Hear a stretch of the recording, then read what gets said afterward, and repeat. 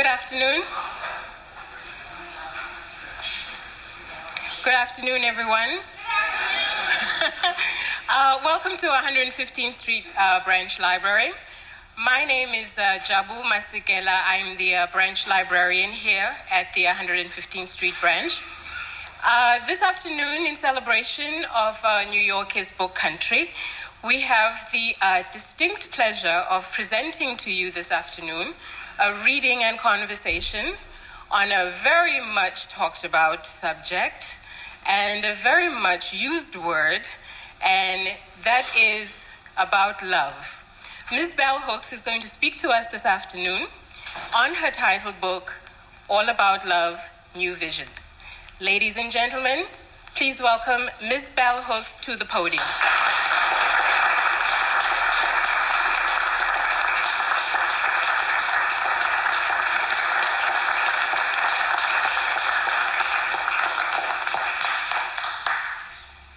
I'm always happy to be in Harlem because, like so many other African American writers, so many of the people who inspired me when I first started, learning about African American writers as a girl were writing about Harlem. And it's always meaningful to be then here in Harlem talking about writing. I have to just say a little of my favorite Langston Hughes poem because it always ends with that whole thing about Harlem. I said to my baby, baby, take it slow. He said, I can't. I gotta go. A lot of traveling to a dream deferred. Lula said to Leonard, I want a diamond ring. Leonard said to Lula, you won't get a goddamn thing. A certain amount of nothing in a dream deferred. Daddy, daddy, daddy, all I want is you. You can have me, baby, but my loving days are through. 3 parties on my party line, but that third party, Lord, ain't mine. That whole sense that Langston Hughes brought to Black vernacular that influenced me as a writer, that sense of the beauty and magic of our vernacular speech, our everyday speech, that sense of contrasting it with standard English. 3 parties on my party line, but that third party, Lord, ain't mine. And then he has that line where he says, there's bound to be confusion in a dream deferred. Going on to say, you act like they don't kick dreams around downtown, but he says, I'm talking about Harlem to you.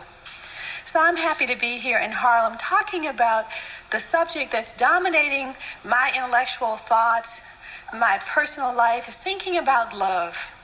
And I wrote all about love as I had been on this search for love. As many of you know, my birthday is Monday.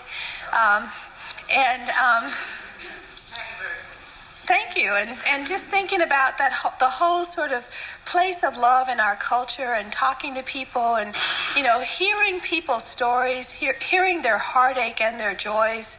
And a lot of that influence all about love. I love these library events that are small because we have such a chance to talk with each other here. I'm just going to read a little bit. I'm writing this trilogy of books about love.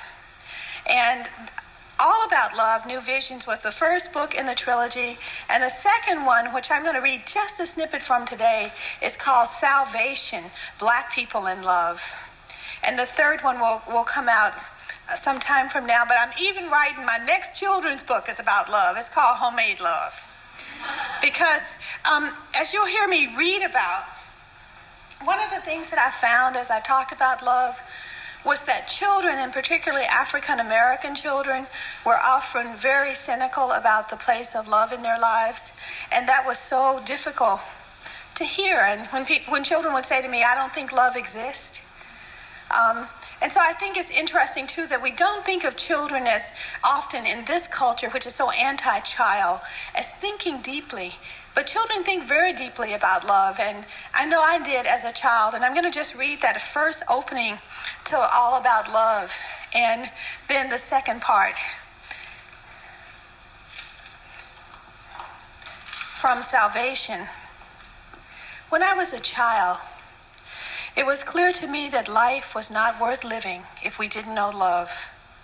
I wish I could testify that I came to this awareness because of the love I felt in my life.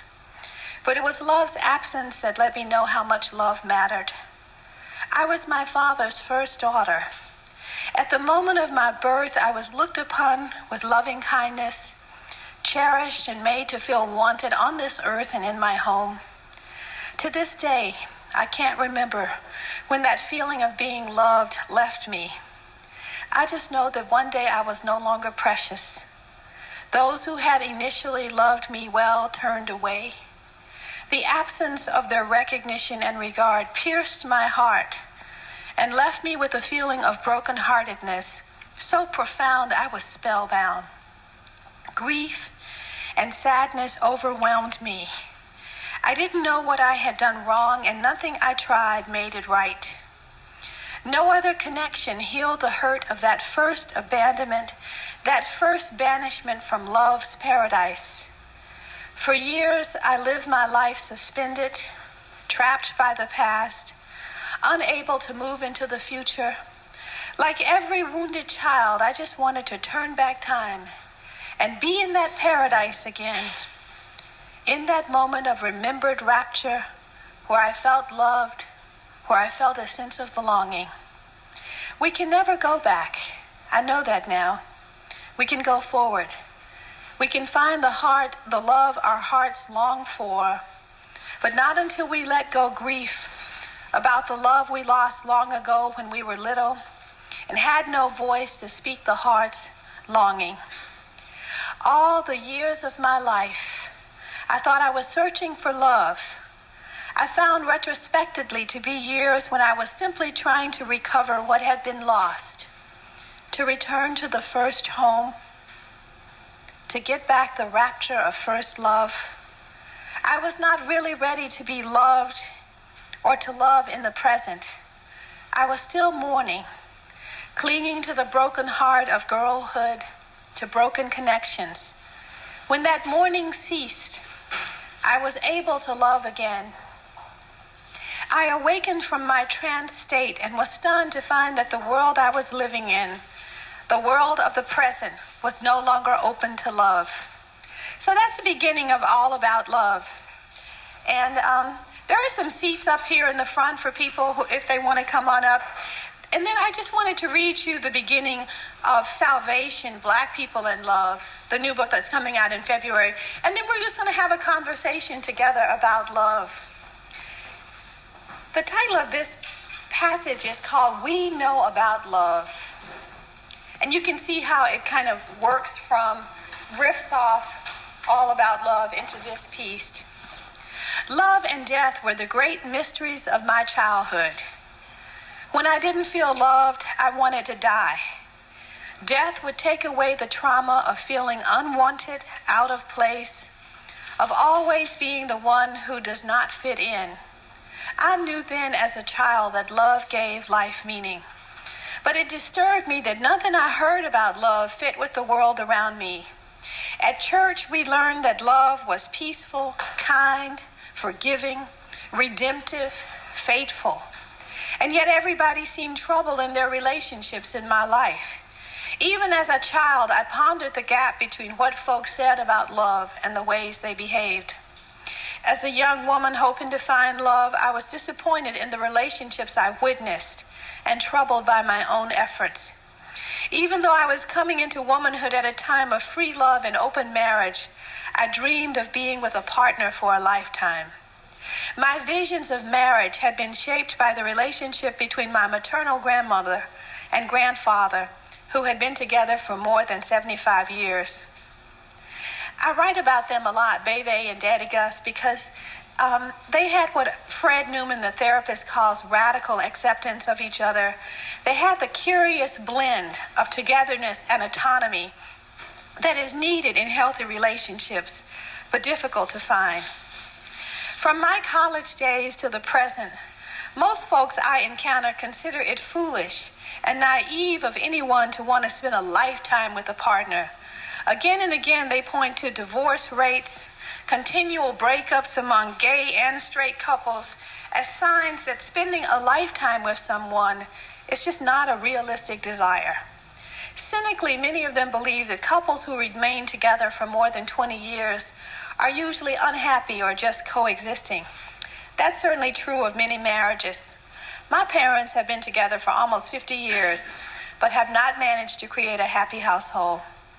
But there are other couples who find it sheer bliss to be spending a lifetime with one another. Their bonds are just as emblematic of what is real and possible as the reality of ruptured and broken bonds.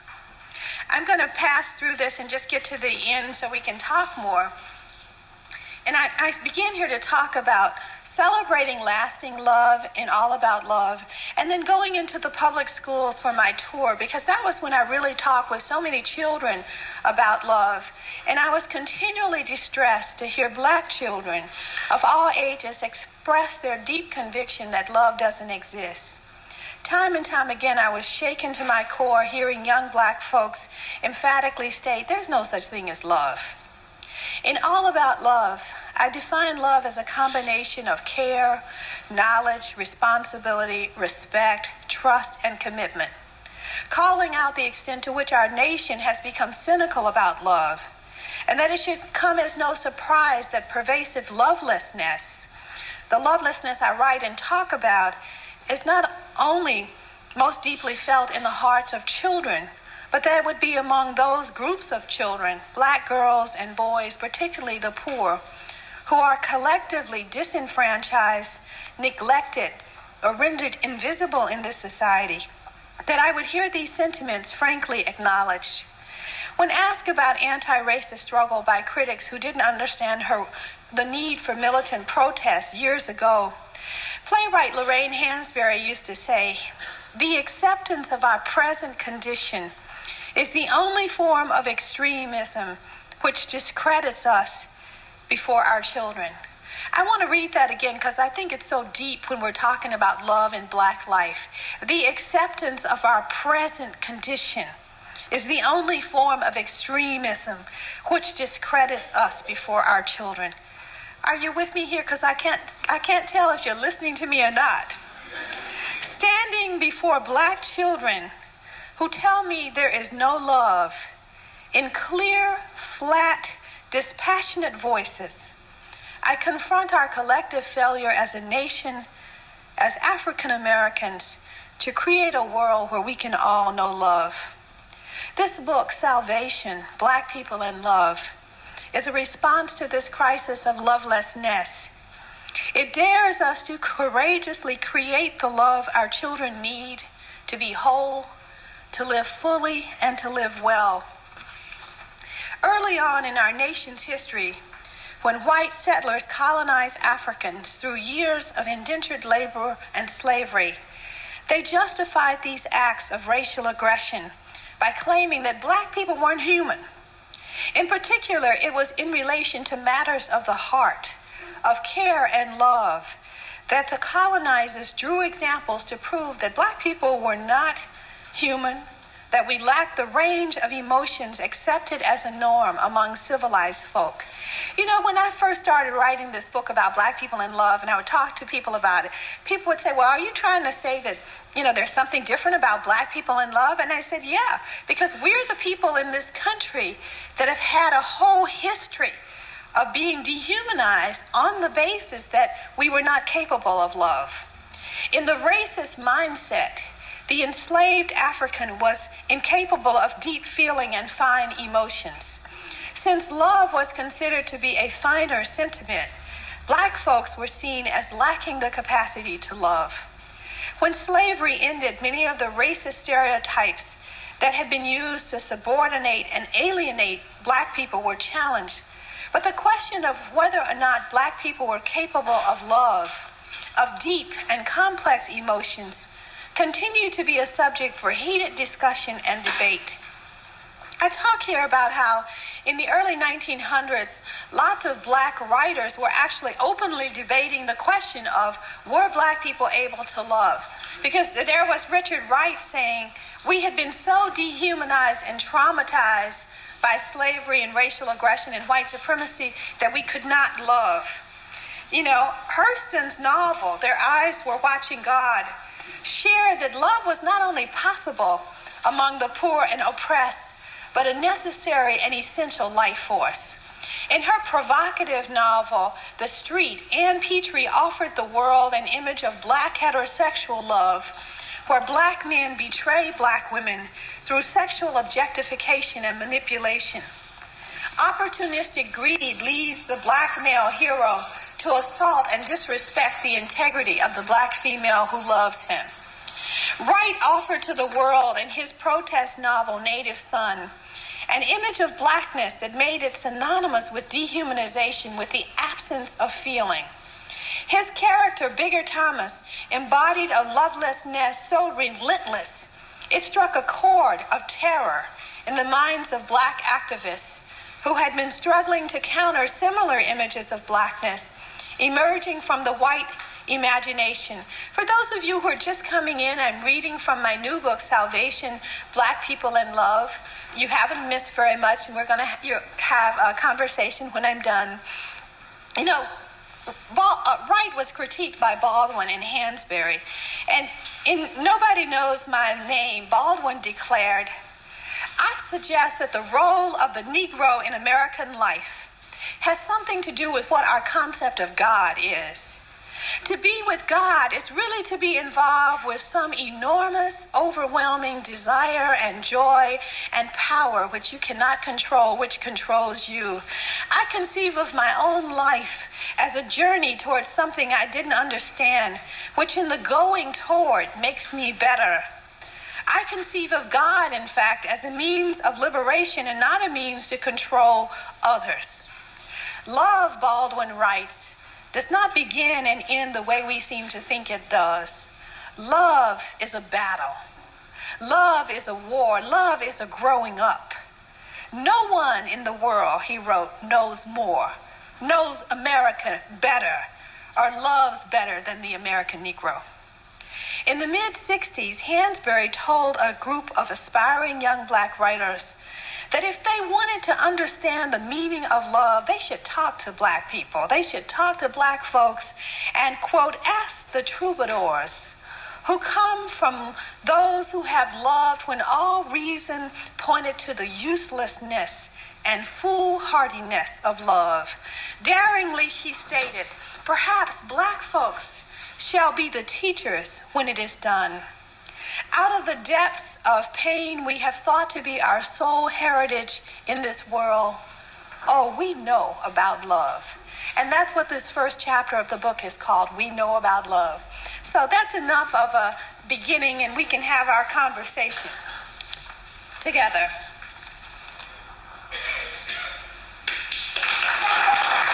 Well, wait. Was that enough, or did I need to read a little more? You seem like you're not sure. I thought that we'd heard enough and that we could begin to have our conversation. Your name? Lori Ellison. I want to say I met you at Skowhegan in 1993, and I loved you. That was when I fell down the hill and broke my you had to hand. leave too early. Anyway, I'm glad you're here. But I want to say I met you, and I told you I'd been reading James Baldwin and nothing but black authors, and it was because of the passion I found of connection and disconnection and attachments and family and loved ones. And I'd gotten tired of reading certain modernist writers who are inside an alienated mind. I said they're alienated because they can't love anyone or think of, the alienation comes from that. So you'd asked me why at the time. I hadn't quite figured it out yet. But it was exactly what you were. That's exactly what It's exactly what you were talking about. The root word of the root meaning of the word passion, paideor, means to suffer. So that's part of why Baldwin is constantly saying in his writings that if you cannot suffer, you can't grow up, and if you can't grow up, you can't love.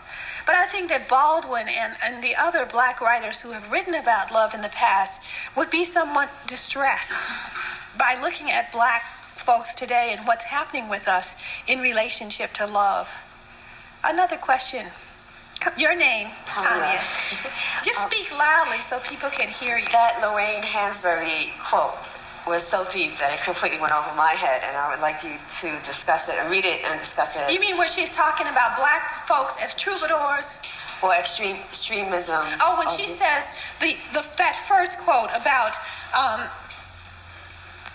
the acceptance of our present condition is the only form of extremism which discredits us before our children. And part of what she was saying about that, and this is something that I'm very concerned about, why should black children in the year 2000 still have so much self-hate? That's what she means by the acceptance of our present condition. Because she's talking about how white folks are saying black people are being too militant at the time that she's writing. And she's saying being too militant, shit, we ain't militant enough. That was her point, just to break it down for you. She was saying, you know, given the suffering of our children, we're not militant enough.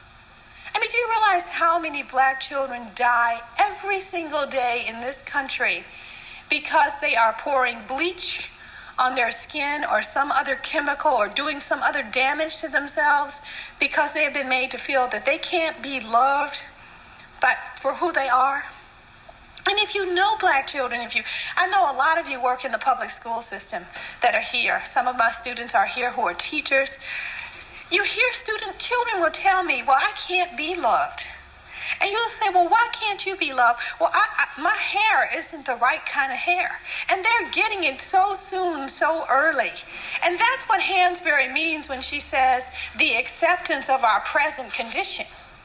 Because, you know, I get angry myself as a black person. Don't the rest of you get angry in this room that we still have to be talking about self-esteem, that we still have to be worried about, you know, our children thinking so badly about themselves?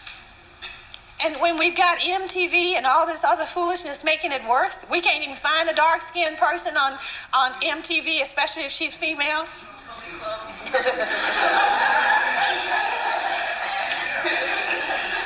Do we have another question? Go ahead. Oh, I'm sorry, I didn't see you. Okay, I wasn't looking in the back. Tell me your name. My name is Yusef Salam. Welcome. I'm an educator in Harlem. There's a recent incident that happened up at this Catholic school where a nun was accused, Caucasian nun, was accused of a little black boy roasting. He passed his paper to her and had little circles around it with various adjectives. One of them was handsome, and she answered each one in a positive manner, but the last one about handsome, she said handsome was a monkey. And according to the Amsterdam News, he's going through trauma because of that. The parents took it. I'm excited in the news about it. I would like you to comment on that. We're talking about self-esteem, self-hate, and the system that perpetrates that. Well, one of the things I say again and again in Salvation and in All About Love is, how can we have, if we have so many white people in this country have not decolonized their minds from white supremacy. So if they are teaching black children and other children of color, how are they going to teach those children to love themselves when they don't love blackness? I mean, those of you who've read Black Looks, remember that I said it's not just black people who have to learn how to love blackness. Everybody in this culture has to learn how to love blackness. Because as long as these are the people that are educating children, then if they don't love us, how are they going to teach us to love ourselves? And I talk in this book about how I had this teacher, and this is a very paradoxical and deep thing. Because I had this teacher when I was growing up who always was telling me, a white teacher, how smart I was. But she would tell me, now I don't know why this teacher felt the need to tell me this, but she would say, well, you know, no black man is ever going to want you. And I thought, you know, why was that? Because she said, because you're too smart. You know, and you think about when you are a child and you get some message and it doesn't make sense to you, because on one hand, I'm living at home with my dad and my brother, and my mom and dad are so proud of me being so smart, and then I'm hearing this other message, and think about what that would do to a little girl's head. That you're thinking, well, wait a minute, I'm supposed to be smart, I'm supposed to study, but on the other hand, I'm hearing that if I am that, you know, I won't be loved in the way that my culture is telling me that I should be loved. So I think that black people are not vigilant enough. Black people and our allies in struggle, we're not vigilant enough about what is happening within the public school system. Because we know what's happening in the public school system where black folks are. Genocide of the mind and heart. Because if you are, it doesn't matter how many books you make available to people, but if you are killing their spirit inside, they're not going to be able to utilize those books for their betterment. So I think we can't be vigilant enough about what's going on in our schools, about what's being said to our children, and we're not as vigilant as we should be. Your name? And then Clyde, I'll call on you. Go ahead. Welcome, Terry. Yeah? I'd like to, perhaps you've already articulated this. I'd like to get a sense of how you came to write about love and add, not only that, but add political dimension to it. How did you come to that as a subject for your book? Well, earlier when you hadn't come yet, I was talking about my own search for love, my own feeling of disappointment in love in my life, and looking at our culture and what the culture was saying about love. And one of the big things for me was interviewing little Kim a few years ago when she was just, starting out, and when she still had some sense of herself. Because I can't believe that any black person who is walking around with some blonde horsehair on their body has some sense of themselves, they're lost on some level. But anyhow, when I interviewed her, she came, and I had heard she was into diamonds, and I thought, well, I like diamonds. I'll wear my little diamonds. Of course, I had a little teeny diamond, and she had, her big rock. And, she had on her some kind of cute little fur, and she's a real beautiful, beautiful young woman. If you can see past all that damage that the white men usually who are decorating us, usually when you go to photo shoots and different things, the people that are decorating you and making you so-called lovely are rarely African-American people. But anyhow, I asked her about love. And she said to me, love, what's that? I've never known any love. And I was taken back because I thought, here this young black woman has the chance of being a multi-millionaire. She's come from nothing in terms of money. And this culture offers her the possibility of maybe being a multi-millionaire before the age of 30, but she may live a lifetime in this culture and not know love. And that was so sad to me. It just said something to me about where our culture is, that money is attainable, that it's attainable, that you can think of going from the bottom and rising, but this whole question of love. And so that was one of the sparks that sparked me talking to young people, thinking about the music young people listen to. I mean, if you've seen Spike's documentary of the comedy documentary, that whole skit about music that's about love, the R&B music of Otis Redding and other people, because I love me some Otis Redding, okay? And the contrast with the music of today, which is pugilistic, and that means of fighting and non-erotic. This whole bitch hoe stuff, that, or even, the more, what's love got to do with that, ushered in that whole sense of, we're not talking about love. And so I think all of those things were part of what inspired me. And because, I am always a student of Malcolm X and Martin Luther King, and had I gone on to read from both of these books, Martin Luther King is throughout them because I think he was an incredible visionary. And we have cheapened his memory by associating him only with his I Have a Dream speech, which is a deep little speech now. I don't want to denigrate that speech, but Dr. King was deeper and more profound than that speech. And one of the things that he was so deep about was in his writings about love, because he kept saying, when I talk about love, I don't mean to be sentimental. And it was Baldwin who said, sentimentality is the ostentatious parading of excessive and spurious emotion, the mark of dishonesty, the inability to feel. So there was King saying, I don't mean to be sentimental about love. I want to talk about love as a force, as a political force that can transform your life. And part of what I'm saying in Salvation is that if you are poor and destitute, and in this culture, if you are black and you don't have anything, if you have love, you have a far greater chance of self-actualizing in the course of your lifetime than someone who may have all the wealth in the world and live in a state of lovelessness. Now, I'm going to try not to be so long-winded in these responses, but it's a deep subject, and when you get to talking about it, you just have to go on and break it down, because we are not studying Dr. King's writings like we should, or Malcolm's. Go ahead, your name? Clyde, I apologize. I got to go to Clyde because he's had his name up. I just wanted to say that I think the love comes from your mother and your father, and learning them and learning to respect them and see how they move and the sounds that they make. Then you love yourself. You find out who you are, and you define yourself from your parents. But many of our parents don't love themselves, Clyde. Go ahead. I'm saying that even before their parents didn't love themselves either. So we had a perpetuation of this non-love thing. So it just didn't happen in essence. Right now, it's been a perpetuation from slavery and a whole lot of things that we have gone through. But learning, just like a duck, when you see the duck and its little ducklings follow their parents, they learn to be secure.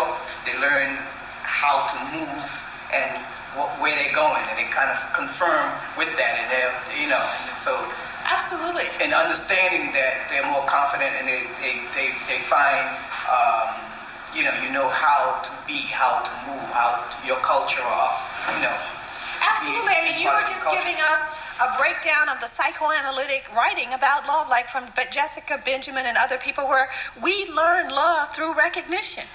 That when you give me recognition, when you see me as I am, the word respect comes from a Latin root meaning to look at. So when you see me and you affirm me, that's part of allowing me to be a subject in the world. And one of the things that I feel about us as black people and people of color in the diaspora is often our history, our psychic history, is marked by the trauma of abandonment and loss. You know how many, if you read the new books that are coming out about, for example, black people and fathers, you hear about loss. You hear about absence. You hear, stories of children who say, I didn't know who my father was until I was 30-some years old, and I was walking by a corner with my aunt, and I said, why is that man looking at us? And she said, well, that's your daddy. Now, you've heard a lot of stories like that. And then there are those people like myself who grew up with daddy sitting right there in the living room and not saying a word, because daddy is so not in touch with his feelings that he's unable to relate. So that there's all kind of absence. There's symbolic psychological absence, and then there's the real actual absence, and it's all about loss. Not getting the love that we desire. Remember that scene in Sula, Toni Morrison's novel Sula, when come on, I'm forgetting her name, Sula's mama. When Sula's mama asked Eva, did you love us? And Eva just gets pissed, and she was like, what you mean love you? I washed, I cooked, I cleaned, I kept you alive. But we have to move past that notion that is a kind of materiality, that says your emotional life doesn't have to be nurtured, that it's enough if I nurture your material well-being, and that sense of that loss. Jump on in. Your name? Oh, I'm Ernesto. I saw you at the Harlem Book Fair. Yes, you did. You were there. You were also at a panel with Omar Tyree, and I think you used a lot of love not to get angry at him. But speaking of Omar Tyree, there's a lot of black fiction about relationships written by writers like Omar, and I just want your take on it, because personally I feel it's a little superficial. Well, also writing about relationships and all the bull of relationships isn't the same as writing about love. As African Americans, for example, we still have very few books that are really about love. I mean, we're still holding on to Their Eyes Were Watching God, as our primo love story, And even that book doesn't go far enough, because we know that she has to kill Tea Cake in the end. So that's a deep and profound statement. We haven't really, I have to say, because I am a reader of African literature, of black literature in the diaspora, that my most powerful love story comes from Bessie Head, the South African black writer Bessie Head, who died an untimely young death, Maru. Because there is such a tenderness and freshness in the love. I mean, that, when the book opens, the African brothers are outside planting sunflowers. And if we'd written that book in this country, people would be saying, that ain't real. Ain't no Negroes, men out there planting some sunflowers. So I urge you to read Bessie Head's book if you haven't, because it's one of my favorite love stories. Your name? Erica. When you said the comment about little Kim and she feeling that she didn't feel love, the first thing I thought was that she didn't even mention God's love. And I heard a theory the other day that what a person feels about their father is what they feel about God.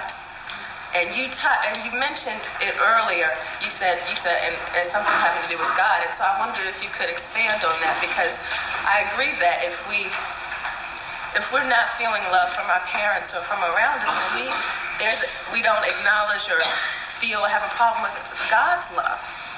Well, one of the things that I said to children, particularly poor children, or children who are suffering, welcome, welcome, welcome. There are seats around. Just come on in and make yourself at home. You can come sit on this stage if you want to. You can just rest yourself up here with me.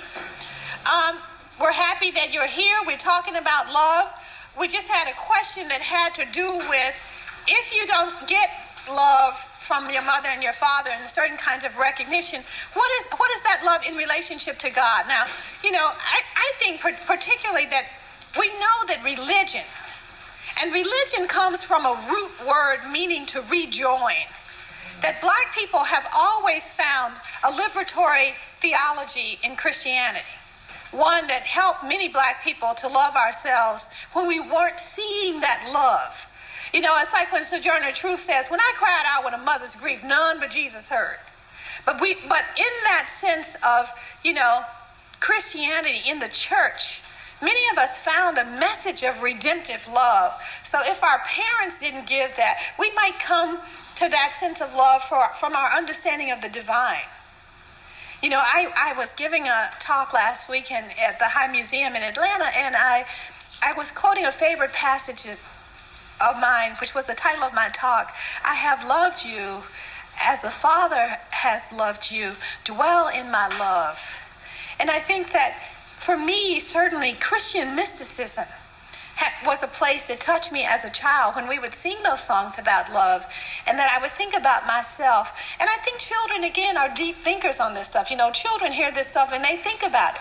They think about the fact that you're singing this little song at church that's saying God loves you, that you are his child, and then you're trying to make sense of that idea of the sacred that comes to you through religion, and the fact that nobody in this US of A treats a child like they're sacred, particularly a black child. And if you're poor as a black child, you're way less likely to be treated in any way as though you're sacred. But Alice Miller, the great psychoanalyst who brought to our attention the whole sense of child abuse and the drama of the gifted child, one of the things that she says is that you may have in your life as a child one person who stands as a witness. Like for me, it was my granddaddy, Daddy Gus, and he loved me. And no matter how many beatings I got, no matter how many shamings I got, verbal shamings, he was the one place of light that I could go to where he would just love. He didn't hardly speak much. He was a quiet man. And yet he gave me this sense of love. And in Bone Black, those of you who read Bone Black, in the chapter on him, I said, his smells fill my nostrils with the scent of happiness. And I talk about the fact that for me as a black female, that early imprint of getting unconditional love from a black male has been so crucial as I move into a world that tells me every day of my life that black men are incapable of love, that I can have this beacon light. And I think that he gave me that, and that he saw himself as a man of God.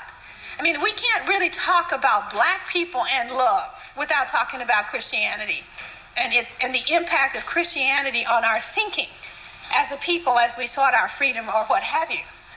I think about Martin Luther King's sense of divine calling. Because we're not just talking about love of another person, we're talking about love of justice. You know, when you have a life that you're comfortable with and you feel that love calls you to work on behalf of the good of other people. I mean, you have to read his autobiography to know, or you can have the kind of transcendent love that that Malcolm felt came through Islam, through his understanding of divine calling. I think it's very telling that so many of our leaders have come from religious traditions, whether Islam, whether Christianity, but that sense of being called to love, called to something larger than yourself. And you can have that as a child. You know, I had that as a child, that sense that, God, I'm so downtrodden and hurt, and I feel so unworthy. But there were these other people in my life, what Alice Miller calls my enlightened witnesses, that made me feel that I was worthy. And that I felt that love could come from God also. Somebody has Bone Black out in the audience. I would read that small passage where I talk about the fact that I would lie in my bed as a girl and talk to God. You know, thank you so much. I'm trying not to fall off this little step. I'm don't want to get so carried away, but this was when I was talking about my own suicidal feelings as a child. And lots of children are suicidal. Don't make no mistake, every day in our culture, children are killing themselves. And I say, loneliness brings me to the edge of what I know. My soul is dark like the inner world of the cave, bone black. I've been drowning in that blackness like quicksand. It sucks me in and keeps me there in the space of all my pain. I never say out loud that I could die in this space of loneliness, of outsiderness. I never say out loud I want to kill myself to go away from all of this. I never tell anyone how much I want to belong. The priest I met saw me standing on the edge of a cliff about to jump off and pulled me back. It was not a real cliff, just the one inside myself. And so he finds me there, in that bone black place within myself, where I am dreaming my retreat. But at the end of this book, I'm talking about my grandfather, and I say that he says, one day my suffering will end. That one day I will look back on all of this and it will not matter. I take my book to Granddaddy and read him passages. Like the poet Rilke, he tells me not to be afraid to look deep into everything, not to be afraid even of the pain. I can tell him, my grandfather, who loves me always, that I want to belong, that it hurts to be always on the outside. He tells me there are lots of ways to belong in this world, and that it is my work to find out how I belong. So you can see that sense of having that witness. You know, sometimes my sisters tell me they don't know how I survived. But I feel like I survived by getting that sense of the sacred inside me as a child and having those witnesses. Now, other comments. Go ahead, your name? My name is Adam. I've been married to this lady over here, my wife, 11 for 20 years. We have a 16-year-old son. I'm a child of immigrants, and African Americans have always been the most American people I knew and helped me teach me to be an American. This is why I have this question. How is it possible to have a family life when we have televisions on in our apartments, which is, like having a toxic waste dump? Absolutely. All these images. Growing up on the Upper West Side, when I did, basically everybody was everybody else's children. And if I got out of line, there'd be an African American woman who'd say, "Now don't you do that, son. I won't tell your mama." I mean, it was... Everybody was there. But what I'm seeing is less and less of that, simply because of the televisions that are on, people who are not talking to each other in their own houses, patterning, from this awful box. I think the best thing about that box is being able to turn it off. Absolutely. And I think that, television can function in a wonderful way. Yeah, definitely. People can see things on television that can make them grow and expand themselves. The issue isn't even having the television on, it's what we are seeing. I mean, it's Isabel, you're shaking your head. You're disagreeing or what? Jump on in. Because we go to the extent that we arrange our living rooms around that box. Okay? We arrange our lives. I mean, that's the focus of our life. That's why our children, and I'm a public school teacher, that's why our kids come and they're used to being in front of that box. My daughter will not, she doesn't watch TV, she doesn't ask for it. There's no need for it. I'm not paying $45 for cable. We read. My daughter knows who author is through books. You know, there's so many other outlets. Why don't we have love? Because we're not talking to our children. We're not playing with our children. We got them in front of that electrical babysitter. No. I agree with you. I often, in this book on Black people and love, I particularly ask us as Black people, why have we not been vigilant about protesting the kinds of images that we see?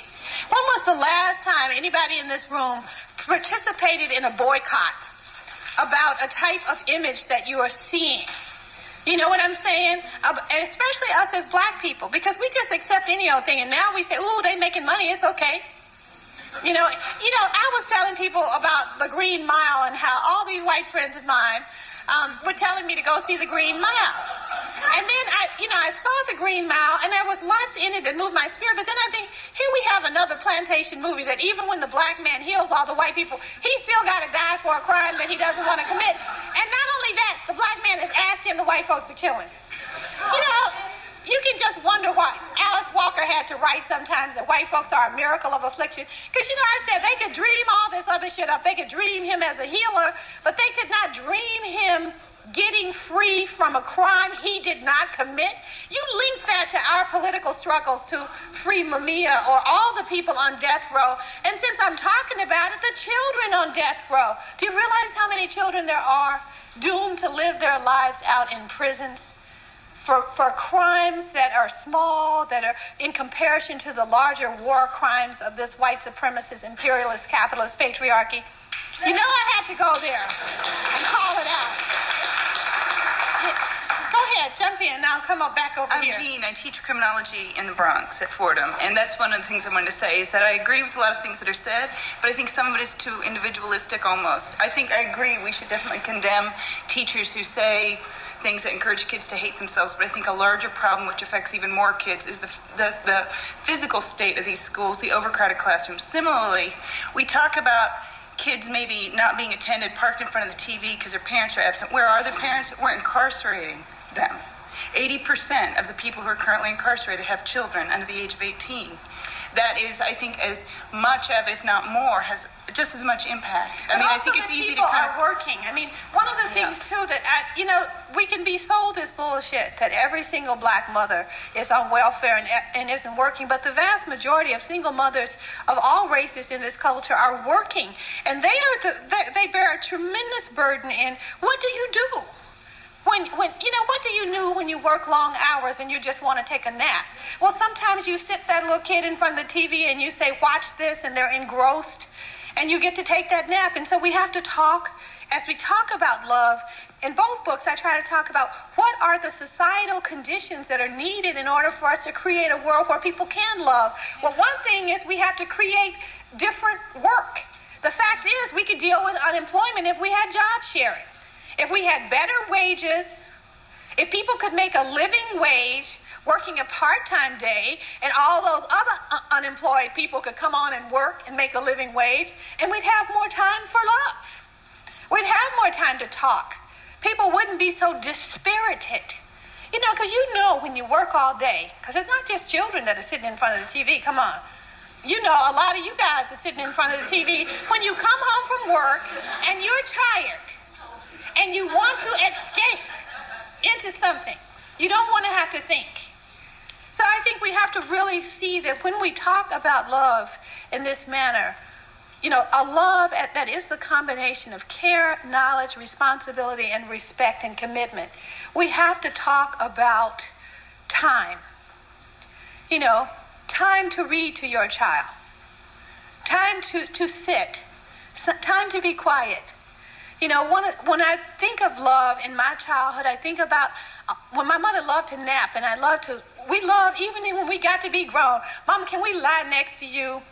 She would say, well, you can lie here, but you can't talk to me now because I need to rest. But that sense of being able, to talk to someone, when Toni Morrison writes in Beloved, I want to lay my story next to yours. And think about the whole idea of that moment of our day when we rest, when we lie together, when we share our words. And how can you have that in a culture where people are only thinking about what money can buy and how they have to work so they can buy? You had a question. Your name? My name is Francina, and I was just going to say I grew up in Ohio in a kind of middle class kind of family, I guess working class kind of family, and raised by a bunch of teachers. And the idea is that love is a process, and that I saw love, whether it was in my family when my parents were separated. I grew up with my dad, who had his faults, but when we'd watch TV, we'd sit down and we'd talk about what was happening. You know, it's like you're seeing something, and it could be like there's something like NYPD Blue, which people are like, how do you let your kids watch that? And he's like, well, when they walk out in the street, I don't have any control over what they watch. So if I look at it with them, then maybe we can talk about how they're processing that. And so I had a lot. You're going back to what Isabella was saying about, really processing and talking with your child. Right, and you're spending time talking with them, but I had people in the community that, my community didn't stop just at my neighborhood. And so we had people who were, and not only black people, but my mother was a musician, and so we had people who watched what you did. And they could come, like this gentleman said, and they would, discipline you, or they kind of guide you along. But think about how afraid we are to talk to children. I came up here early today, and I was seeing children on the street, and I was saying hello, but in today's world, people feel afraid. And we have got a ruthless white supremacist mass media, acting like black children will kill anybody. Let's get real. I just can't deal with the whole construction of black people and black males and young black people as the most violent. The imperialist wars that the U.S. government are wreaking all around the world. Now, we want to talk about violence and genocide. So because we can never separate the violence of any child in this country from the imperialist violence that is being encouraged every minute. When you go to see Independence Day, when you go to see Men in Black, and then we wonder why teenagers want to kill each other, when what are these movies telling them about what it is to be an exciting, thrilling human being that is a man? What these movies and things are saying is the most exciting things you can do as a male is kill. And then we're like, oh, well, why is this happening in the high schools? Why are the privileged white boys killing everybody? Because Mr. Clinton and the other privileged white boys are up there killing and lying. You know what I mean? Yep. Absolutely. We could just call out Nike. We could go on and on and on. To ask your question, love. Danielle. Yes, thank you. I was just thinking, though, just out loud, what of the black children, particularly young black girls, for whom there is no love? And it seems to me that you have to teach them to give themselves love. But I think that sometimes, though, in a way, it kind of operates as a fiction because, you mentioned that there are people committing suicide, but you can go to New York and there are mental hospitals, for instance, filled with young black people whose black mothers took baseball bats to their skulls every single day of their lives. Yeah, we have to take child abuse seriously. And it seems to me that and especially if you are a black woman, to be a black woman and to say, my black mother does not love me, people look at you like you just said the sky was green and purple or something. Only white people think that their parents don't love them. They have that luxury. But we have a hard reality that we do have black women who don't love their kids. You could take the number 25 bus where I live in the country of Brooklyn in Fulton Mall and see that every single day. People who don't know how to hold their kids, who yank their kids and humiliate them. But I think the key thing you said, Danielle, people who don't know. Because, in Sisters of the Yam, which is one of those really great bell hooks books that we don't hear a lot about because it's, you're with me on this because it's about black women and self-recovery.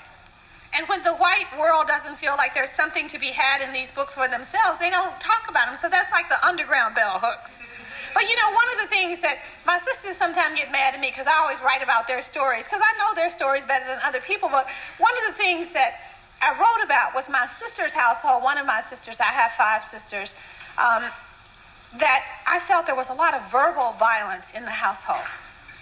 And I talked to her about it. I was like, what's going on here? The way that you're talking. Get your black ass over here. If you don't get, I'm sick of you. If you don't get, I'm going to kill you. If you don't get down here. All the ways that we accept the dehumanization of black children through the voice, through verbal abuse. And I wrote about that in Sisters of the Yam, that part of knowing, but again, many of us have heard that all our life. So people don't think of it as abuse. They think of it as, well, this is just, you got to get them to mind.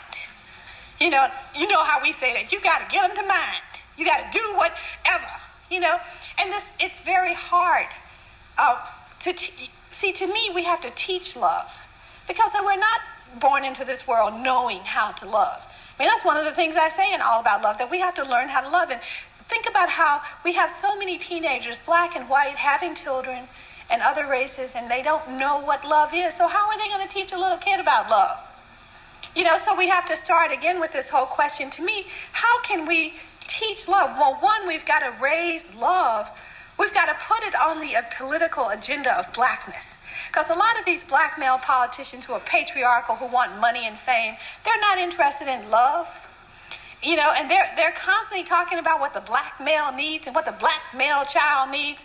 And you don't ever hear them say that black male children need to be loved. In this vicious, ruthless, hateful culture that does not love us, we need to have all kinds of strategies to love ourselves. And it's too late to start, saying, why is so-and-so at 20? I think one of the best books to read is J. Jarvis Master's book, Finding Freedom. He's a young black man on death row who talks about child abuse, that when he has that marvelous moment in his book where he says he's out there in the exercise yard with all the men who have scars on their back, and he thinks, we have really been in some wars, some gangster wars. But when he starts talking to the men out there, he finds that it hasn't been in wars, that all of those vicious, horrible scars have come from child abuse. Abuse at the hands of parental caregivers, the mama's boyfriend. And not only that, the mama, right, a lot of abuse. And there's a lot in my book on Black people in love about addiction. Because we have to remember that this newfangled addiction of cocaine, crack, and all these other things take you away from love. Anybody in this room, because I know I have, if you've had a relative who's a crack addict, if people have gone down that road, you know that they are pulled away from love. I always tell people, black, poor drug addicts aren't stealing from white folks. They are usually stealing from the people that they love. We have elderly parents and grandparents who have to put a lock on their pocketbook, to keep those that they love, that they are trying to care for in the midst of this plague. Because we don't have structures to heal poor black people who are addicted. But in Stanton Peele's book, Love and Addiction, he says, addiction is not about relatedness. People who are addicted want to relate to their drug. Get out of my fucking way so I can get to my drug. You know what I'm talking about? And I said this, not poverty in my book, that has hurt us as black people in relationship to love. Because we have always been poor. We have always been poor, and in the midst of that poverty, we have known love. But this kind of drug addiction that is predatory, because it is not just the addiction itself, it is the predatory warfare that it brings into our daily lives. So that in that sense, people get separated from those that they would love. And this wounds us in a more profound way when we talk about why we are afraid to chasten some young person in black communities, especially poor communities. We feel that they might have a gun and they may shoot us, but where is that gun coming from? When we trace all the weaponry that has come into black communities, particularly poor communities, inevitably related to the capitalist enterprise of drug addiction, as Cornel West, the African-American philosopher, is saying, drug culture and drug trafficking is one of the few places in black life where capitalism works. The drug pusher can be driving that $75,000 car. I can't be driving no $75,000 car with my PhD, with my job. So that we have to look at all the links between addiction and lovelessness if we would return to love as African black people in the diaspora. We have to look at what addiction does. And I ain't just talking about drugs, because alcohol can separate you as much as drugs and shopping. Because we got a lot of black mothers who'd rather shop than relate any day. You know what I'm saying? We'll have a couple of questions. Your name and welcome. Thank you. My name is Kay, and I live here in Harlem, and I work on the National staff at YMCA. And when we were talking about communication forms, I was remembering once having read that in the medieval period, as the printed book as a deliverer of knowledge began to really spread after Gutenberg developed the printing press, people out of the oral culture in Europe said that people were reading themselves stupid. All these people walking around with their heads in the books. So I mean, every communication age fears and worries about the next form of communication. So I don't worry about the fact that TV and computers, electronic media is here, but rather it's still a question of content. None of those forms take the place of a human being's relationship to another human being. And so the substance of what's there and how do we creatively use any communication form for human betterment instead of human disparagement. Excuse me.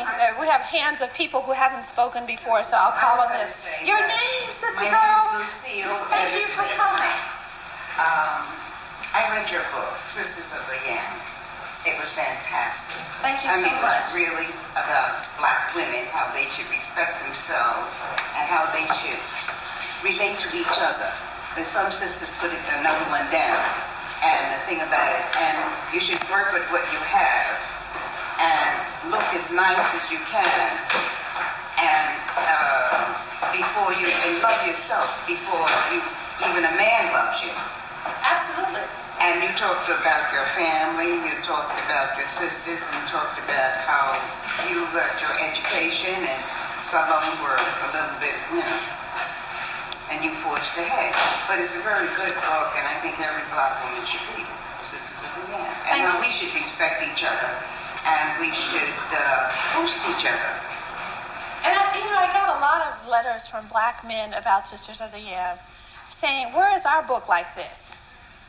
And I encourage black men who are thinking about love and thinking about the issues of healing to write the books that speak deeply and intimately to the issues black men are facing. And that is one of the things that inspired me to write Salvation, Black People in Love, because there are a lot of brothers out there that are trying to grapple deeply with the issues of healing and not finding enough work that speak to them. Did you have a question in that?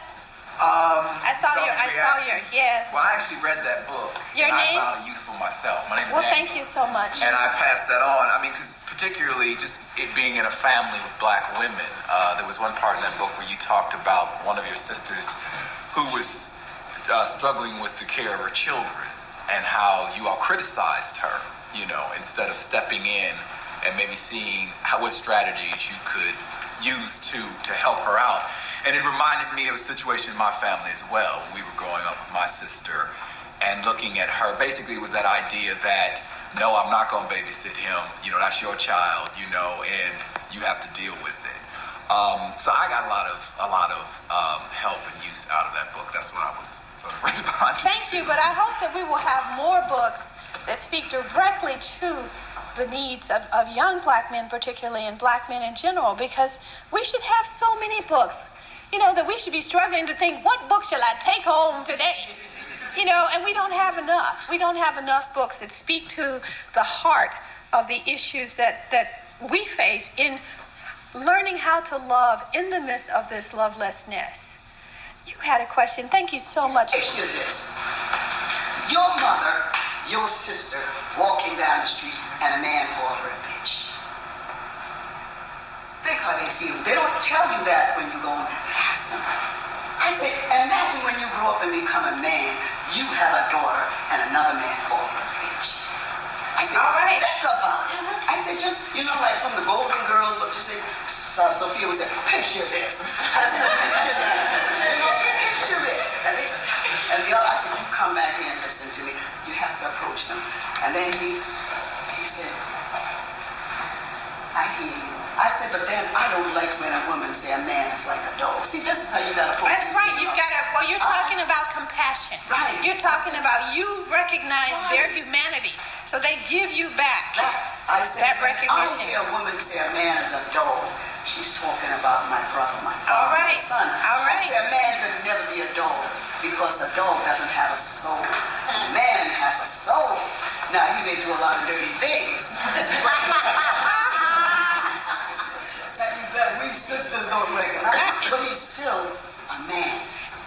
we're talking about the constant recognition of our essential goodness. And that's part of something I think as African Americans, part of what our addiction to mass media does is that it inevitably takes us away from our essential goodness. How can we know that essential goodness and glory? How can we speak to each other in the language of love if we don't have it in our popular culture? That's one of the reasons I love Otis Redding, and I will always love Otis, because, when you listen to those songs like This Is My Lover's Prayer, I hope it reaches out to you. My life has been a weary thing. It's like black men speaking their emotional pain and then saying what they need.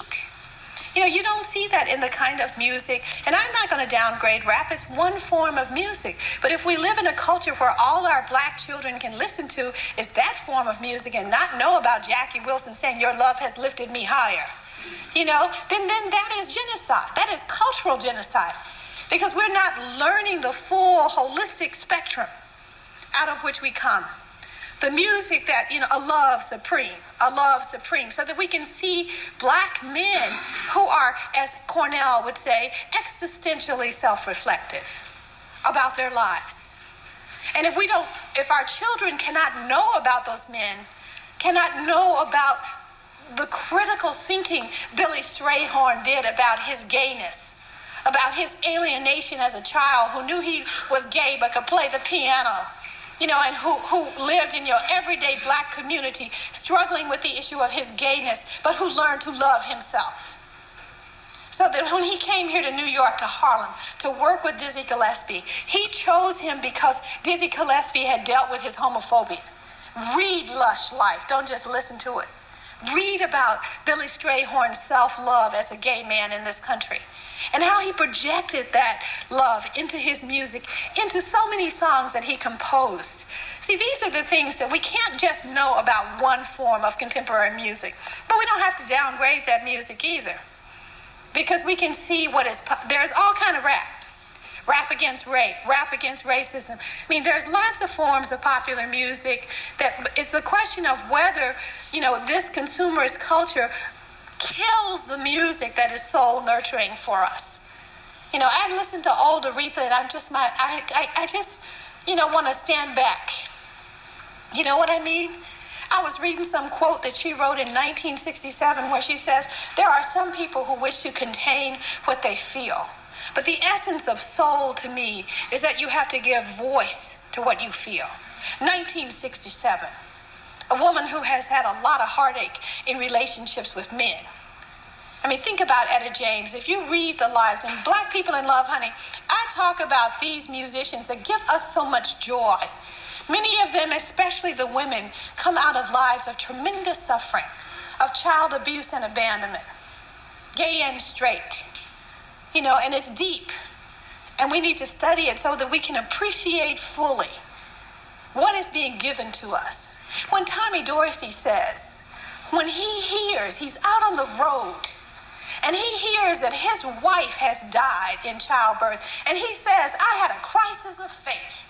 I couldn't believe in God anymore, and I got down on my knees, and God sent me, precious Lord, take my hand. All right, this is culture. This is love, where he says, love will not take away difficulties from your life, but it will give you the strength to deal with difficulties. That he created that song, which has lifted so many people up.